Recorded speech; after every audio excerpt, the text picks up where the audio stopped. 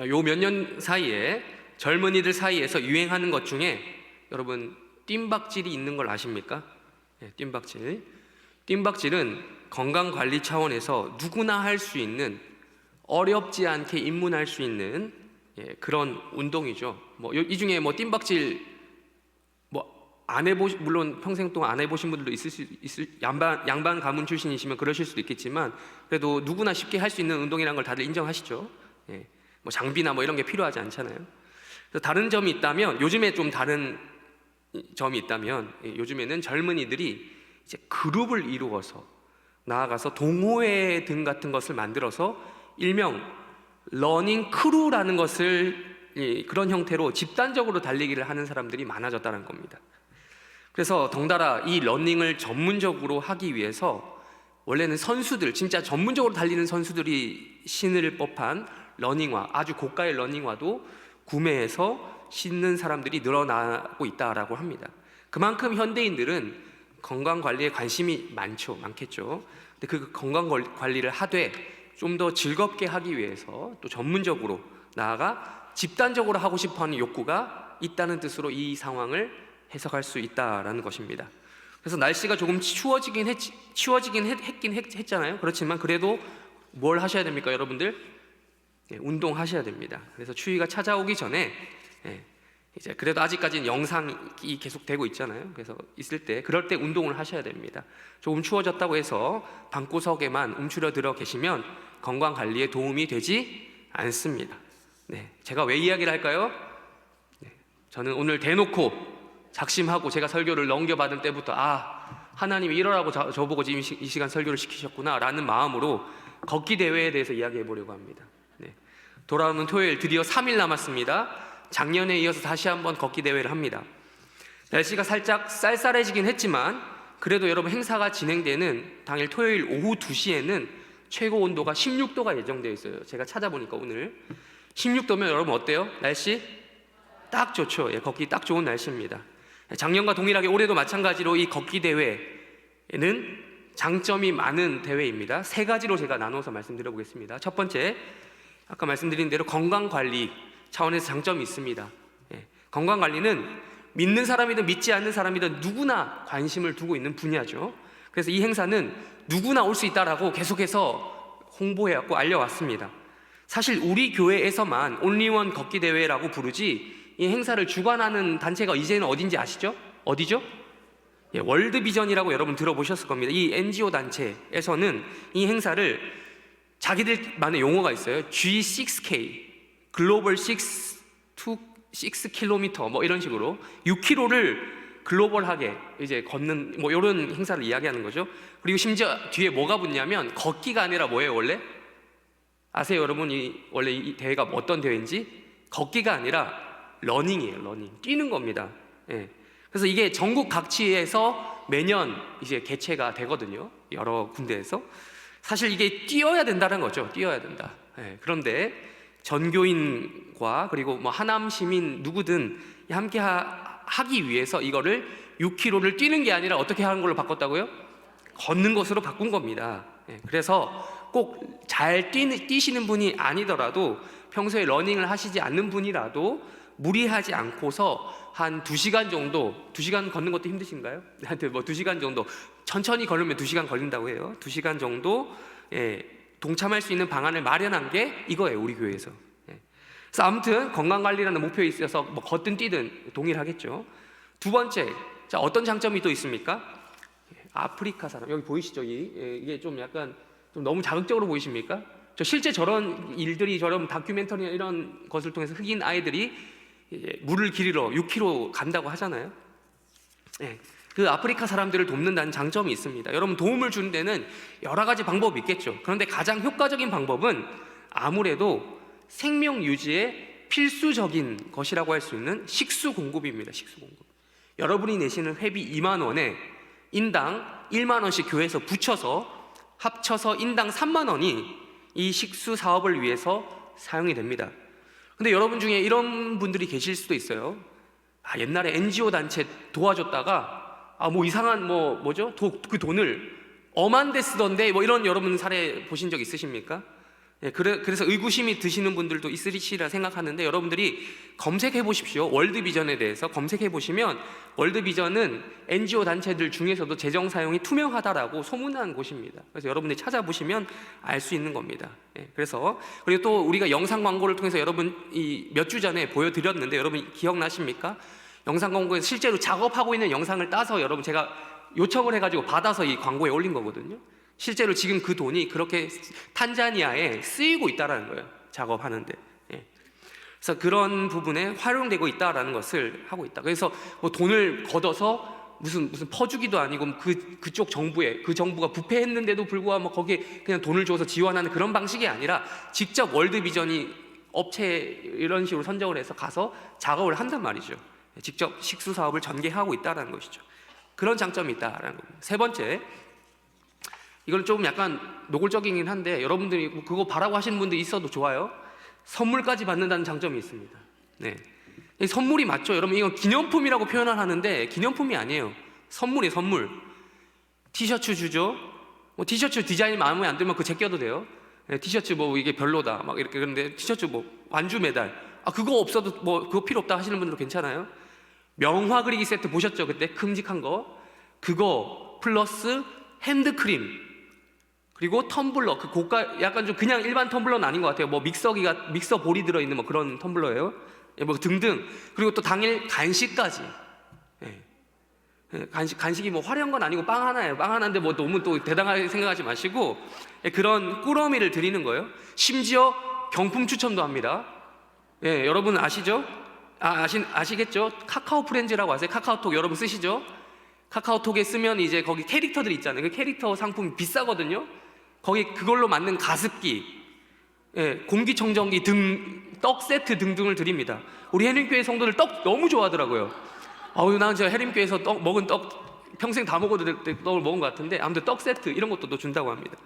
다양한 것들 기다리고 있고, 게다가 개막식에는 우리 해림교회 자랑이라고 할 수 있는 유초록 집사님의 공연, 그리고 폐막식에는 여러분 아는 사람은 아는 가수 범키라고 하는 분이 있습니다. 젊은 친구인데 이 범키의 공연이 또 기다리고 있습니다. 2만 원에 이거 다 누릴 수 있다고요? 이거는 선물이죠. 행사에 참여한다는 자체가 이득입니다. 당일날 바쁘시면 안 오셔도 됩니다. 안 오셔도 되는데 뭐만 하라고요? 돈만 내시라고요. 선물 드립니다. 선물 드리니까 돈만 내시고 선물만 받아가시면 됩니다. 자, 여기까지는 제가 무슨 지금 설교 시간에 지금 뭐 하는 짓이냐, 믿는 사람이든 믿지 않는 사람이든 얻을 수 있는 유익을 말씀드린 거고요. 얼마 남지 않은 이 기간에 막판까지 제가 전도용으로 활용하시라고 제가 팁을 드린 거니까 잘 들으셨기를 바랍니다. 그렇다면 우리 성도들에게, 이 해림교회 성도들에게는 이 걷기 대회가 어떠한 또 장점이 있겠습니까? 제가 지금 방금 말씀드렸죠. 이것을 도구로 활용할 수 있다고요. 무슨 도구요? 전도의 도구로, 복음을 전할 수 있는 도구로 사용할 수 있다고요. 대외적으로 알려진 이 G6K, 월드비전을 중심으로 G6K라고 알려진 행사를 우리 안에서 뭐라고 부르고 있습니까? 주보에 나와 있죠? 그리고 여기 적혀져 있죠? 현수막에 뭐라고요? Only One 걷기 대회. 누구를 위해서 한다고요?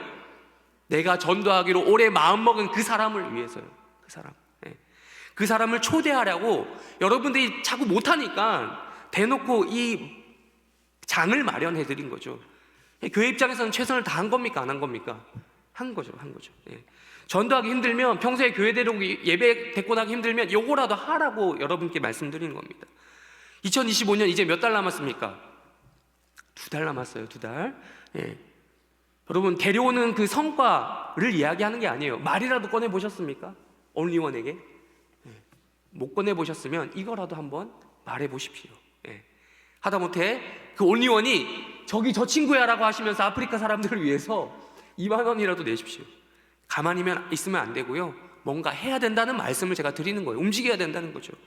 이사야 52장 1절 말씀을 읽어보겠습니다. 52장 7절을 읽었는데 우리 52장 1절 말씀을 읽어보도록 하겠습니다. 시작.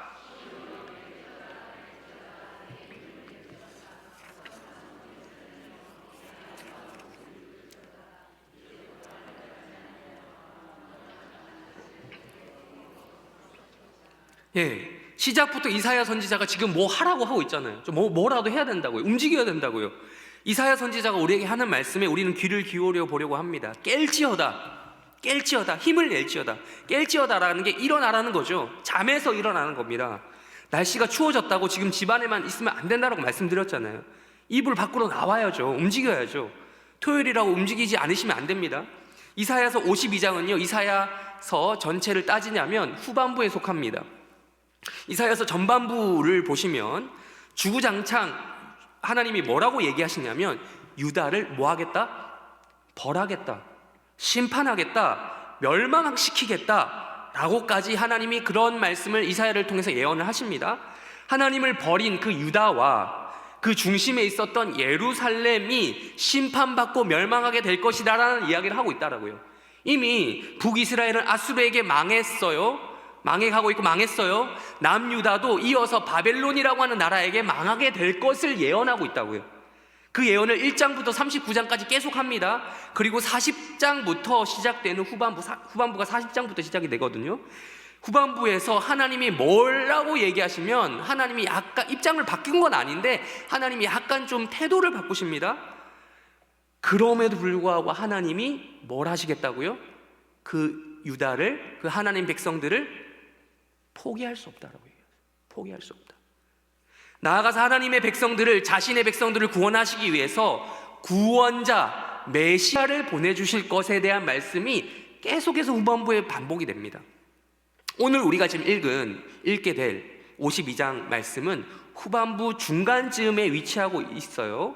그리고 유다에게 임할 하나님의 심판으로 인해서 좌절하게 될 백성들을 향해 그 와중에서도 너 이대로 있으면 안 돼, 가만히 있지 말고 뭔가로 해야 돼, 움직여야 돼, 정신을 차려, 파이팅해 라고 그런 걸 해주는 이사야 선지자의 이 격려가 기록이 되어 있는 것입니다. 지금 이사야 선지자는요, 여러분, 아직 일어나지도 않은 일이에요. 분명 말씀드립니다. 일어나지 않았어요. 아직 유다라는 왕조가 이어지고 있습니다. 일어나지도 않았지만 훗날 바벨론에게 망한단 말이죠. 그리고 바벨론의 포로로 붙잡혀 간단 말이죠. 그 예루살렘 혹은 시온이라고 표현되어 있는 그것을 예언적인 그 말씀을 시야로 보고 미리 이야기하고 있는 겁니다. 1절에서. 그러니까 그렇게 될 너희들아 어떻게 하라 라고 말씀을 해주고 있다고요. 어서 빨리 일어나라, 깨어나라, 일어나서 옷을 입고 준비해라 라는 것입니다. 여러분, 이 말은 지금 대충 아무 옷을 입으라는 말이 아니죠. 지금 중간쯤에 뭐라고 적혀 있습니까? 어떤 옷이요? 아름다운 옷, 가장 좋은 옷, 예복을 입으라는 겁니다. 왜요? 이제부터 할례받지 아니한 자 혹은 부정한 자, 즉 바꿔 말하면 이방인들이 다시는 예루살렘으로 오지 않을 것이기 때문이다라는 거예요. 여러분, 이걸 좀 구체적으로 좀 보려고 합니다. 먼저 이게 뜻하는 바가 있습니다. 이거는요, 조금 우리 어린이들 없죠? 이게 이 절이 약간 성적인 은유에 기초한 역사적 사실입니다. 여러분, 성경에서요, 예루살렘은 여성 명사로 등장합니다. 모든 도시와 성읍들이 여성 명사인데 예루살렘도 마찬가지예요. 근데 이제 전쟁에서 이기고 지는 일들이 있잖아요. 전쟁을 하게 되면 지면 어떻게 됩니까? 지면 전쟁을 하는 건 일도 아니에요. 지면 난리가 나는 거죠. 전쟁에서 지면 이긴 군대에 의해서 진 나라에 지게 된, 그러니까 패전국의 여인들이 겁탈을 당하는 일들은 역사적으로 매번 있었습니다. 자주 있었습니다. 그래서 우선적으로 전쟁이 일어나면 안 됩니다. 그게 최우선이지만 일단 여러분, 전쟁이 시작되면 전쟁에 지면 되겠습니까? 안 되겠습니까? 이겨야 됩니다. 지면 안 됩니다. 전쟁 억제해야죠, 방지를. 그러나 역사적으로 바벨론에 의한 예루살렘 멸망이 이루어지거든요. 지금 예언을 하고 있는 것이고 이루어지거든요. 이사야는 이 사실, 아주 안타까운 이 비통한 사실을 미리 바라보고 예언한 선지자였습니다. 예루살렘은 그들이 그렇게 멸시하던, 부정하다 여기던 이방인들에 의해 겁탈을 당하게 될 것입니다. 역사적으로 우리가 알다시피 그들은 성문을 열고 들어왔어요. 그들이 누굽니까? 이방인들이요. 바벨론. 그러나 이사야 선지자는 여기서 그치지 않습니다. 1절에서 이렇게 그냥 끝내지 않고 이렇게 말하죠. 나아가서 다시는 바벨론과 같은 이방인들이 이스라엘을 겁탈하듯 들어올 일이 있다 없다? 없다라고 이야기해요. 왜죠? 이어지는 메시지가 바로 그들이 바로 그들에게 메시아가 오게 될 것이다, 메시아가 그들에게 임하게 될 것이다 라는 이야기를 예고하고 있기 때문입니다. 그러니 일어나서 뭐 하라는 것입니까? 그분을 맞이할 준비를 해야 한다라는 것입니다. 너의 과거를 잊으시고 너를 아름다운 옷을 입어도 될 정도, 예복을 다시 결혼식에 들어가는 것처럼 다시 순결함을 상징하는 그 신부의 옷을, 의복을 입을 수 있을 정도로 다시 너를 아름답게 만들어줄 그분을, 그 신랑을, 메시아를 맞이할 준비를 하라는 것입니다. 2절 또한 이와 유사한 내용이 이어집니다. 우리 2절도 읽어보겠습니다. 시작.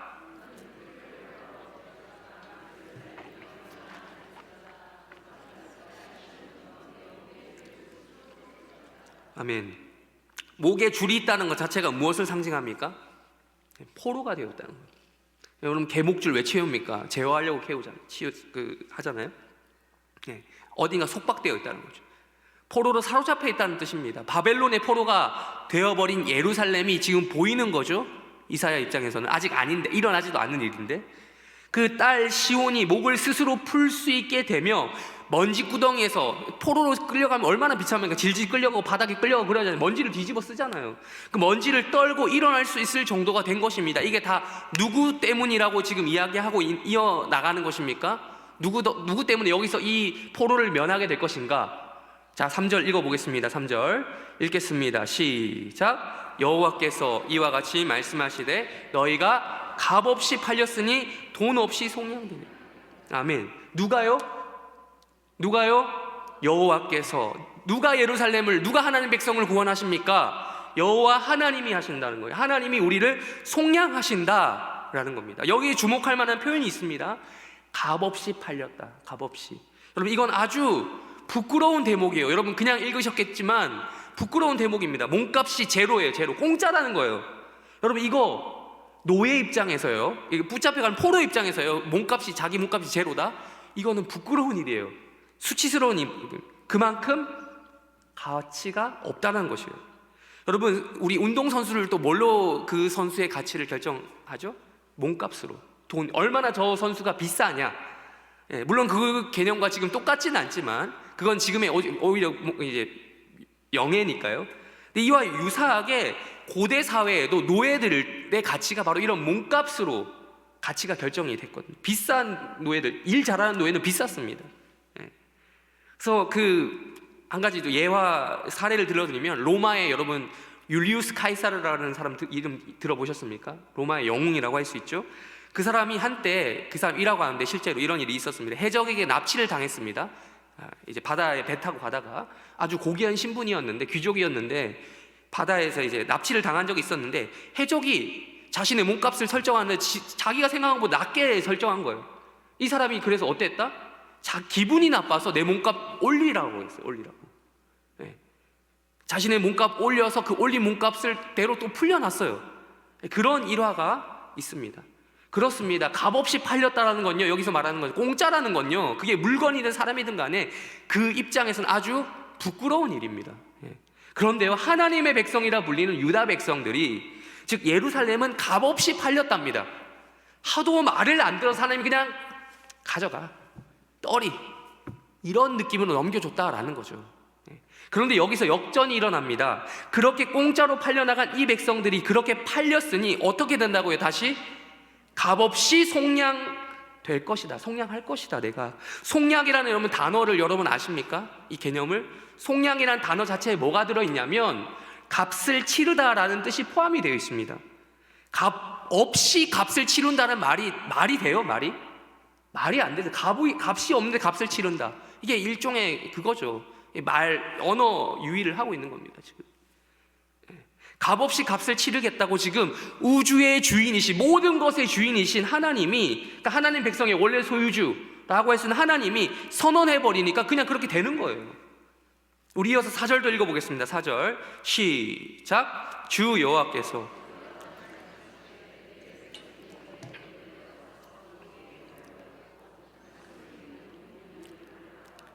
그렇게 말씀하신 하나님이 이어서 역사 이야기를, 옛날 이야기를 꺼내십니다. 옛날에 여러분 애굽 이야기를 하고 있잖아요. 출애굽 이야기예요. 출애굽 하기 전에 이야기까지 거슬러 올라가는 거죠. 그때 이스라엘 백성들이 고생을 나름 했죠. 거기 살면서 고생을 많이 한 거 하나님이 아셨어요? 모르셨어요? 아셨죠. 어떻게 알았어요? 우리 출애굽기 2장 23절 읽겠습니다. 시작.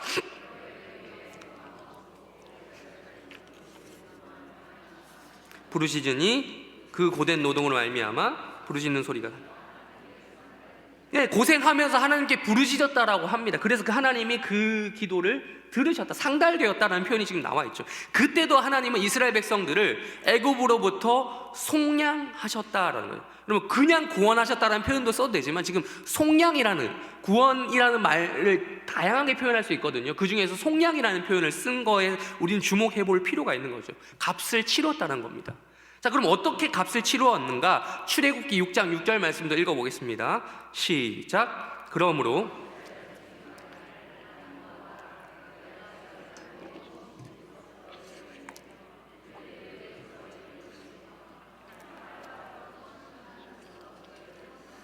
여기 속량이라는 단어가 마지막에 나오죠. 하나님께서는요, 이스라엘 백성들을 중한 아주 무거운 중노동에서, 그 노역에서 구원하시는데 그냥 하지 않으시고 굳이 수고스럽게 하나님이 노동했다는 거예요. 노동의 값을 받아내겠다는 거죠.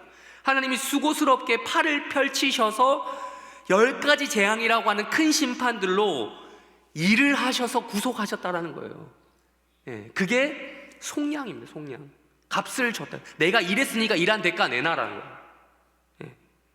그게 지금 애굽으로부터 속량하셨다라는 말인 거죠. 또한 이어서 다시 우리 이사야서 52장으로 넘어가서요, 남유다의 형제라고 할 수 있는 북이스라엘은 아수르에게 공연히, 52장 4절 말씀 다시 보십시오.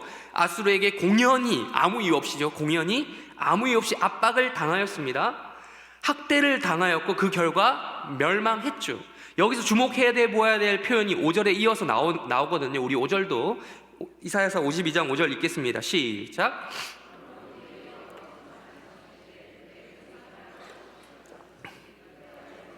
어떻게 하랴? 여호와께서 말씀하시되 그들을 관할하는 자들이 떠들며 내 이름을 항상 종일토록 털어. 여러분, 정말 까닭없이 잡혀갔습니까? 생각해 보십시오. 4절에 보시면, 4절에 아까 공연이라는 단어가 나왔고 5절에 우리 방금 읽은 것처럼, 지금 읽은 것처럼 까닭없이, 똑같은 말이거든요.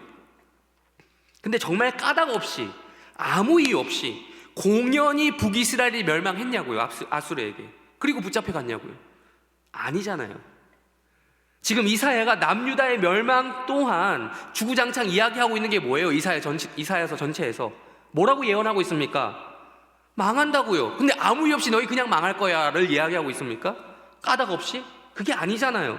북이스라엘은 아수르에게 망했고, 그리고 남유다는 어디에게 망할 거다? 바벨론에게 망할 거다. 대상은 다를지 몰라도 이유는 똑같아요. 이유는 뭡니까? 까닭 없이가 아니죠. 이유 없는 게 아니라 다른 나라 사람들도 아니고 다른 나라 백성들도 아니고 하나님 나라의 백성들이 하나님 나라의 왕이신, 주권자이신 하나님을 떠났다는 거예요. 그 떠났다는 증거로서 율법을 계속해서 어기고 있었다라는 겁니다. 그렇다면 왜 이사야 선지자는 이렇게 말씀하고 있습니까? 정말 값없이, 이유 없이, 공연히 까닭 없이 잡혀갔다라고 잘못 알고 있는 것입니까? 착각하고 있는 것입니까? 아무 잘못도 없는데 우리는 망했어, 그래서 망할 거야 라는 이상한 예언을 하고 있는 것입니까? 그럼 이사야 선지자는 역사상 거짓 선지자로 이름이 남아야겠죠. 한 입으로 두 말 하는 사람이잖아요. 이사야 선지자가 지금 주목하고 있는 것은 지금 백성이 아니라서 그래요. 이사야 선지자는 지금 백성들을 보고 있지 않아요. 이제는 더 이상. 앞에서는 전반부에서는 백성들 너희를 잘못해서 망할 거야 라를 얘기했지만, 이사야 선지자가 지금 이제는 너희들 안 보고 누구를 보겠다라는 겁니까? 하나님께 관심을 두는 거예요. 분명 이스라엘은 죄로 인해 심판받고 멸망했고 유다는 죄로 인해 심판받아 멸망받을 것을 예고하고 있지만, 지금 이사야 선지자는, 말씀의 계시를 받고 있는 이사야 선지자는 더 이상 백성들 자체에 관심이 있는 것이 아니라 하나님에게 주목하고 있다는 거예요. 그럼 하나님의 관심사는 뭡니까? 이제 하나님의 관심사 또한 벌하는 것에는 이제 관심이 없는 겁니다. 하나님의 관심사는 백성들을 심판하는 자체에 있는 것이 아니라, 아무리 혼을 내고 심판을 하고 해도 바뀌는 거 있어요, 없어요? 안 바뀐다. 그거 누구보다 누가 잘 알아요? 하나님이 아시잖아요. 그래서 52장 1절부터 시종일관 이런 말씀을 하고 있는 겁니다. 이사야가 일어나라, 깨어나라. 힘을 내라. 지금 누워있지 말고 뭐라도 좀 해라. 정신을 차려라. 옷 똑바로 입고 이제 너는 기다리면 된다는 거예요. 그렇게 이야기하신 이유가 뭐죠? 너희들에게 내가 희망을 걸어볼게 라는 겁니까? 아니라는 거예요. 우리 흔히 말하는 다음 세대에게 희망이 있습니까, 여러분? 다음 세대 그 자체에 희망이 있습니까? 다음 세대에 역사하실 하나님에게 희망이 있는 겁니다. 예, 그걸 하겠다는 거. 지금 그들에게 꿈과 미래와 희망이 있어서가 아니라 이제는 하나님이 하시겠다라는 말씀이에요. 이제는 내가 알아서 다 할 테니까 가만히 있으라는 겁니다. 이제는 내가 너희를 구원할 메시아를 보낼 테니까, 너희를 속량할 메시아를 보낼 테니까 너희는 아무것도 안 해도 된다. 그러니까 너희가 아까 속량이라는 말씀드렸죠. 가치가 없어서 공짜로 팔렸다니까요. 거저 넘겨준 거라니까요. 그러니까 너희가 뭐 하려고 해도 뭐 하려고 해봤자 어차피 너희가 하는 행동은 0이야. 아니 마이너스만 안 되면 다행이야. 너희는 공짜만큼 하는 거야. 그러니까 가만히 있으라.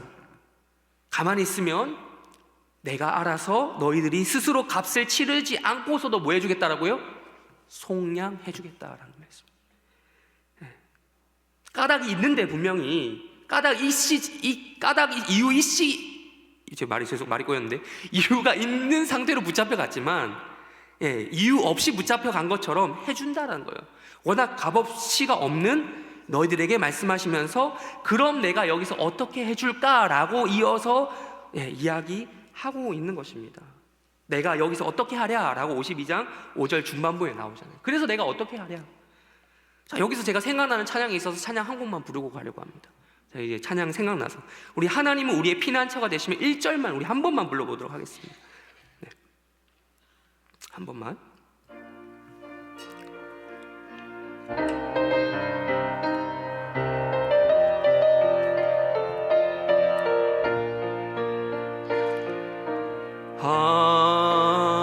하나님은 우리의 피난처가 되시며 환난 중에 우리의 힘과 도움이시. 하나님은 우리의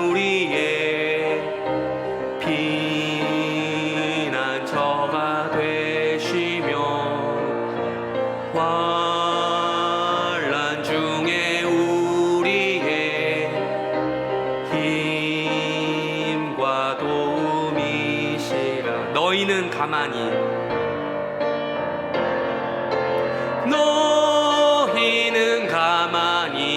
있어 주가 하나님 되말지어다. 열방과 세계 가운데 주가 높임을 받으리라. 아멘. 바로 이것입니다. 하나님이 하시겠다는 거예요.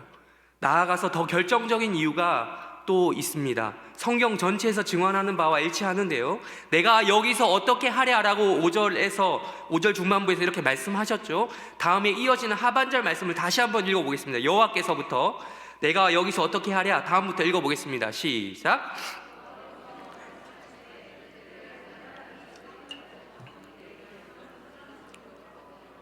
네, 뭐 때문에라도 그렇게 하겠다는 겁니까?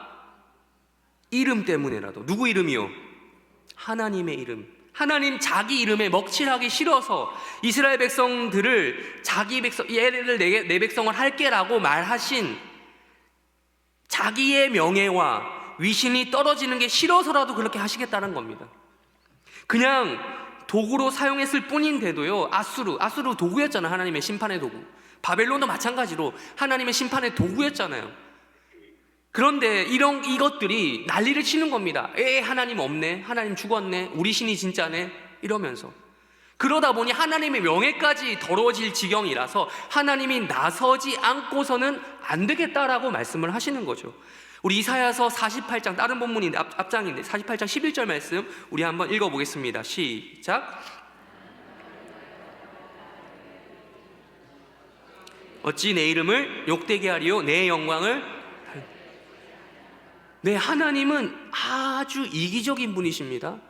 우주의 주관자, 유일한 주관자이신 만큼 아주 이기적이신, 자기의 명예를 남에게 주지 않으신 분이에요.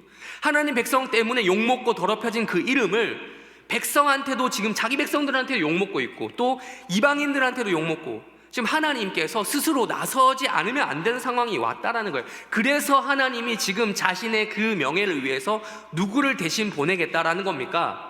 메시아예요, 메시아. 그들을 위한 속량이 아니라 사실상 하나님 스스로를 위한 속량 작업이었던 것이죠. 여러분, 요즘에 유행하는 말 중에, 요즘에 유행한 건 아니고 좀 오래됐습니다만 우리 줄임말 유행하고 있죠. 줄임말 중에 이런 말이 있습니다. 내돈내산이라는 말 들어보셨습니까? 내돈내산이 뭐의 약자죠? 내 돈 주고 내가 산 물건, 그러니까 내돈내산이니까 내가 마음대로 하겠다는 거죠. 예, 저는 이 속량의 개념이 딱 이거라고 생각합니다. 사실상 이스라엘 백성들은 내가 값주고 내가 속량한 백성들이다. 내돈내산의 성경적 개념이 속량이라고 하는 이 단어 안에 들어있는 거죠. 이어서 우리 6절도 읽어보겠습니다. 6절 읽겠습니다. 시작. 그러므로 내 백성은 이름을 알리라. 그러므로 그날에는 그들이 이 말을 하는 자가 나인 줄을 알리라. 내가 여기 있느니라. 아멘. 이렇게 하나님이 내돈내산 하실 때 어떠한 역사가 일어난다고 합니까? 백성들이 하나님의 이름을 어떻게 된다고요? 알게 된다라는 거예요. 여러분, 사람들이 진짜 그 이름 하나님이라고 하는 글자를 몰랐어요? 아니, 하나님이라는 분 알았잖아요. 문자적으로는 당연히 알았는데 모를 수 있는 이름이 아니에요. 물론 그 이름을 직접 부르지는 않았다고는 합니다만 그 하나님에 대한 개념이 없었던 게 아니잖아요. 당연히 아는데 그냥 여러분 두뇌로 입력되는 그 글자로서의 이름을 얘기하는 게 아니라 여호와 하나님의 이름에 담겨있는 그 무게와 영광을 몰랐다는 겁니다. 그걸 뜻하는 겁니다. 이렇게 속량하시는 하나님, 내돈내산 하시는 하나님, 자기 이름에 먹칠하시는 것을 절대로 가만히 두시지 않은 하나님, 자기 명예를 그렇게 소중하게 생각하신 하나님이 자신을 위하여 발걸음을 움직이실 때 이러한 일이 일어난다라는 것입니다. 모든 백성들이, 구원받은 백성들답게, 여기서 말하는 모든 백성들, 구원받은 백성들 플러스 구원받지 못한 백성들까지, 구원받은 백성들은 구원받은 백성들답게 이걸 은혜로 알게 될 것이고요, 구원받지 못한 백성들답게 이걸 무섭게 알게 되는 날이 올 거다라는 것이죠. 그렇습니다.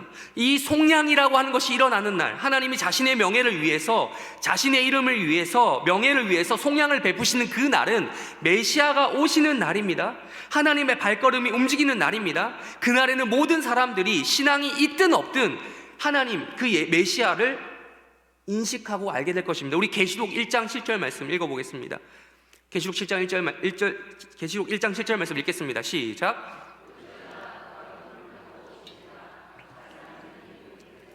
그를 찌른 자들도 볼 것이요 땅에 있는 모든 족속이 그로 말미암아 애곡하니니 그러하리라. 아멘. 아멘. 믿으십니까? 모든 사람이 이날에는 보게 됩니다.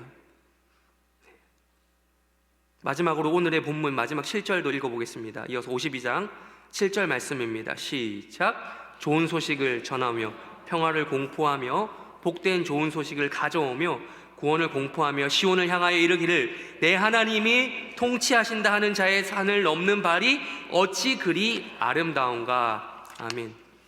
여러분, 좋은 소식이 뭐죠? 네, 여러분 잘 아시네요. 영어 성경도 읽어보셨나요? 아니면 센스껏 하셨나요? 예, 직역하면 복음을 이야기하는 거죠. 영어 성경에 보면 실제로 ESV, NIV에 보면 굿뉴스라고 번역이 되어 있습니다. 예, 굿뉴스 복음이잖아요. 여러분, 복음이 무엇입니까? 여러분, 복음을 정말 한 번도 들어보지 못해서 제가 질문을 하는 건 아니겠죠?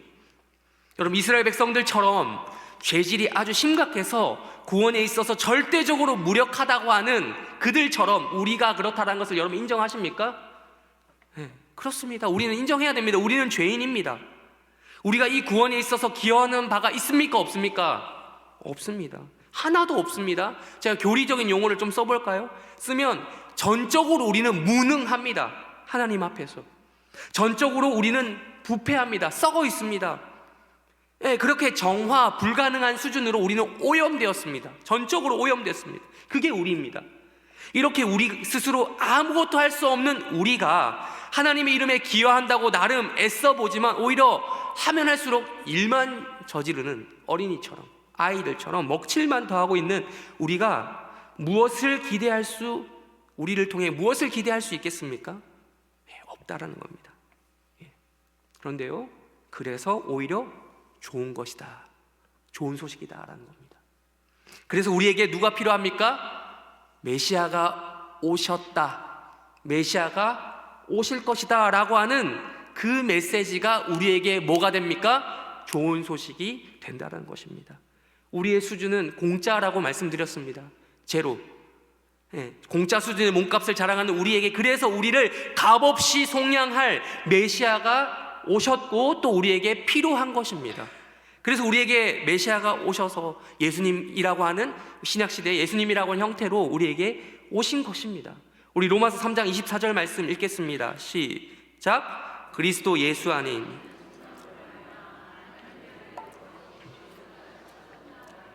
되었느니라. 믿으십니까? 아멘. 아낌없이 자기 아들을 주신 하나님의 은혜와 그 사랑, 이게 복음 아니겠습니까? 우리 지난 주일날 설교 들으셨죠? 홍상은 목사님 통해서 우리 굿뉴스가 있으면 반대로 무슨 뉴스도 있죠?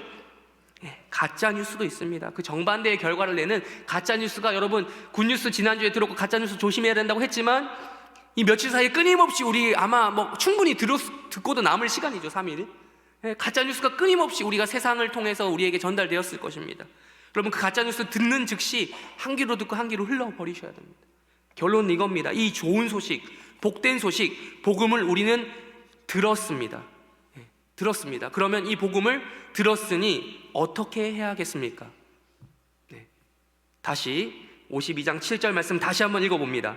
52장 7절 말씀 읽겠습니다. 시작. 좋은 소식을 전하며 평화를 공포하며 복된 좋은 소식을 가져오며 구원을 공포하며 시온을 향하여 이르기를 내 하나님이 통치하신다 하는 자의 산을 넘는 발이 어찌 아름다운가. 아멘. 복음을 전해야 합니다. 좋은 소식을 전하며 평화를 공포하며 복된 좋은 소식을 가져오며 구원을 공포하며 시온을 향하여 이렇게 외쳐야 됩니다. 하나님이 이 세상을 통치하신다, 다스리신다. 그리고 그 세상의 중심에 있는 너도 다스리신다. 너를 지금 아니라면 너를 다스리시기를 원하신다. 너를 속량하시기를 원하신다. 너는 거기서 할 것이 없으니 와서 값없이 이 속량의 은혜를 누리라 라고 전달하시는 복된 해림교회 성도들 되시길 주님의 이름으로 축원합니다. 설교를 정리합니다. 구체적으로 좀 더 적용해 보기를 원합니다. 오늘 그럼 설교 제목 아까 예쁜 발 선발 대회라고 했는데요. 여러분 이 설교 제목은, 이거 아시는 분은 정말 대단한 분이신데, 이건 과거 1980년대에 지방방송 KBS 부산에서 내보냈던 프로그램입니다. 이걸 제가 저도 이때는 아주 어릴 때라 잘 모르죠. 86년인가 그때부터 했더라고요. 대회를 방송에 보낸 겁니다. 예쁜 발 선발 대회. 이걸 제가 유튜브에서 본 건데, 그때 당시 이제 부산에 뭐가 유명했죠? 부산 특산물 하면 뭔지 아십니까? 지금 힌트가 다 나왔는데 왜 예쁜 발 선발했을까요? 신발 신기려고, 신발 모델 이런 거. 부산의 신발 산업이 활성화되었던 거 여러분 지금도 그런지 모르겠는데 어쨌든 그때는 그랬죠. 그래서 여러분 잘 아시는 나 땡땡 그 유명 국제 브랜드도 원래 부산에서 원래 만들었다고 하잖아요. 그 공장이 있어가지고. 어쨌든 이때 신발 팔아먹으려고 이 대회를 만든 겁니다. 마찬가지로 여러분 제가 오늘 설교를 왜 했다고요? 올리원 행사에 써먹으려고 여러분 이 설교를 했습니다. 여러분 정말 예쁜 발이 무엇일까요? 그 대회에 나왔던 영상을 여러분 찾아보실 분은 보시고 정말 발이 예뻐요. 티 하나 없어요. 거기 보면 애기 발도 나와요. 애기도 막 나와서 막 5살짜리인지 하여튼 초등학생도 아닌 애가 나와서 막 예쁜 발을 뽑네요. 보면서 저도 저희 아들 발 이쁘거든요. 발이 크면 그렇게 안 되겠죠. 발이 더러워질 테니까 걔도. 근데 지금 저희 아들이 애기다 보니까 발을 제가 막 뽀뽀하고 막 그래요. 정말 예뻐요. 근데 그런 발을 이야기하는 것이 아니라 어떤 발을 이야기하는 겁니까? 오늘 이사야서 52장 7절 말씀에 보면 복음을 전하는 자의 발이 어찌 그리 아름다운가라고 우리는 적용해 볼 수 있다는 것이죠. 이게 로마서 말씀에 다시 한번 인용되지 않습니까? 정말 예쁜 발이 무엇입니까? 다시 한번 물어봅니다. 복음을 전하는 자의 발이다 라는 것이죠. 그걸 총체적으로 말씀드린 거 구체적으로 적용해 볼까요? 걷기 대회 오라고 가서 말하기 위해서 가는 여러분의 발이 아름다우실 줄 믿으시기 바랍니다. 나아가 그렇게 걷기 대회 또 와서 여러분들이 6km 정도, 6km 안 돼요. 여러분 6km 안 됩니다. 안 되더라고요. 정확하게 계산하면 5.8km 정도 되는데 그걸 걷는 여러분의 발이 아름답다는 것을 여러분은 믿으시길 바랍니다. 하나님이 우리에게 이렇게 건강한 신체를 주셨습니다. 이것을 다시 한번 생각해보며 감사하게 생각하며 걷기 대회 다 오시고, 또 아까 뭐 3가지 장점 굳이 말씀 또 드리지 않아도 되죠. 3가지 장점 기억하시면서 이런 것들을 사용하셔서 여러분들이 복음을 전하시되 아름다운 발로 복음을 전하기 위해 산도 넘고 강도 건너고 물도 건너시는 그런 수고를 하시는 복된 해림교회 성도들 되시기를 주님의 이름으로 축원합니다. 우리 마지막으로 찬양 한 곡만 더 부르고 기도하고 마치겠습니다. 우리 복음 들고 산을 잘 아는 오래된 찬양 복음성가죠. 우리 한번 찬양 부르겠습니다.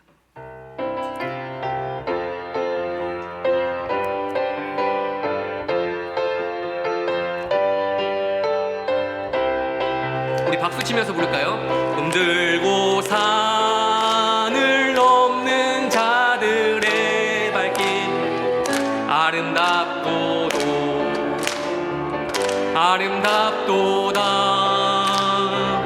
평화 전하며 복된 소식을 외치네 주 다스리시네 주 다스리시네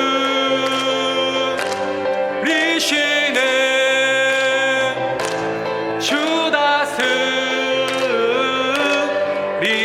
우리 한 번 더 부릅니다. 복음 들고 산을 넘는 자들의 발길 아름답도다 평화 전하며 복된 소식을 외치네 주 다스리시네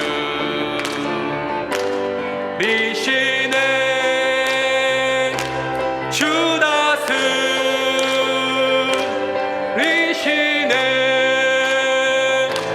주 다스리시네.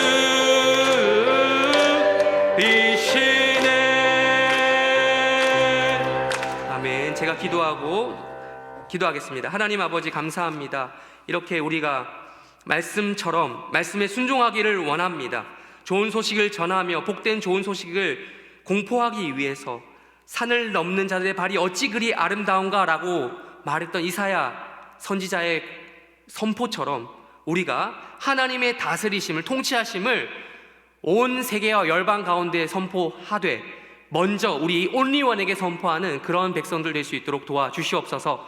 감사하며 예수님의 이름으로 기도합니다. 우리 주기도문으로 수요 예배를 마치고 각자 개인기도 제목하시고 기도하시다가 때가 되면 돌아가시길 바랍니다. 하늘에 계신 우리 아버지여 이름이 거룩히 여김을 받으시오며 나라의 임하옵시며 뜻이 하늘에서 이루어진 것 같이 땅에서도 이루어지이다. 오늘날 우리에게 일용할 양식을 주옵시고 우리가 우리에게 죄 지은 자를 사하여 준 것 같이 우리 죄를 사하여 주옵시고 우리를 시험에 들게 하지 마옵시고 다만 악에서 구하옵소서. 대개 나라와 권세와 영광이 아버지께 영원히 있사옵나이다. 아멘.